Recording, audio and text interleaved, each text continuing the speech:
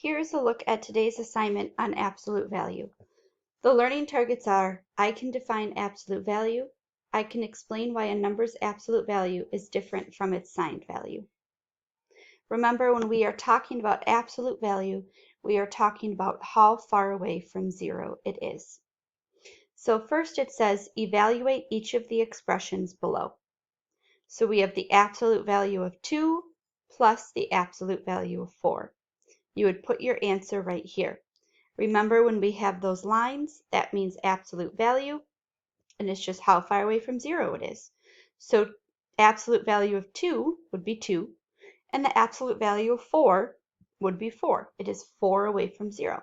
2 plus 4 is 6.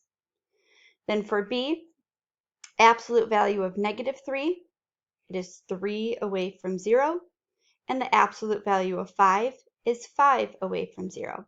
5 plus 3. Then for the next section, it says put in the correct symbol greater than, less than, or equal to between the two absolute value expressions. So first we have the absolute value of -5 and the absolute value of 3. So just looking at how far away from zero it is, which one of those is greater? You'll put the symbol in between. Remember, the alligator is going to be eating the larger one. Absolute value of -2 compared to the absolute value of -3. Which one is larger?